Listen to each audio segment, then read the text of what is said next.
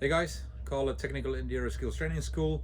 I wanted to make a very quick review on this Leatt GPX 3.5 helmet. Um, Completely independent, pay for these myself, have no relationship whatsoever with Leatt. Um, but I'm so impressed with this helmet, I just had to make a quick video about it. Me and my son, we used to love Airoh helmets. I still like them very much.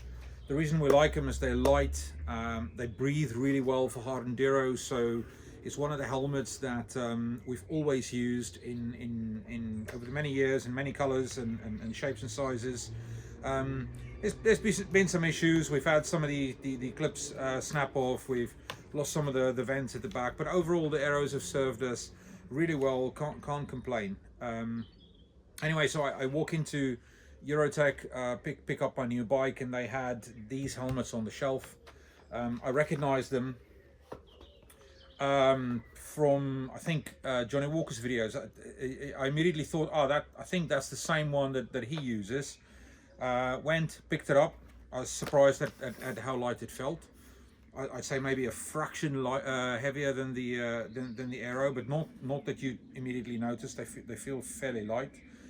I like the look of them. I like the fact that they have a massive face opening here, so that means you can use pretty much any goggle with them, and also you'll get a lot of airflow through the helmet. So I tried it on. It felt really comfortable. It felt really light on the head. It's true to size. I'm a large in Airoh. I'm also a large in the Leatt. And so I walked over to the counter, asked for the price, and I was blown away. I mean, it's £130 for the 2019 model. I think the new ones, the 2020 models in different colors, are about £150. That's a third or less than a third of what a new Airoh will cost you. And we've all been there. You go and spend £400 or £500 on a helmet, you have a crash, and now you're trying to convince yourself that your helmet's fine and you can keep on using it, which is not always a smart thing to do. We know that sometimes a scrape isn't going to damage the integrity of the helmet, but you know, we have some big crashes from time to time, and sometimes it's smart not to let the cost of the helmet make that decision for you. And so Eurotech did these. They did a little bit of discount for me. I bought two of them for less than the price of one Airoh. In fact, I couldn't believe it. I've done about 6 hours of riding with this helmet. My son's done about 6 hours of riding with his helmet, and we both really love them. They fit great, they feel light, they breathe well. These helmets have got these little turbine things inside them. It's little blue discs that's made from a special compound, and what they do is they meant to sit between your skull and the actual shell of the helmet, and in the event of a crash, they will reduce concussion forces by as much as 30%, and they'll reduce rotational forces by as much as 40%. So, and that's something my Airoh helmet doesn't have. And so overall, I'm just really impressed with this helmet. I can't believe it's selling at the price point that it does.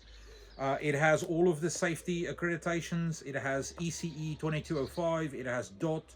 It comes with an ACU sticker, which is important in the UK because that's required at many events. You can't race if you don't have it.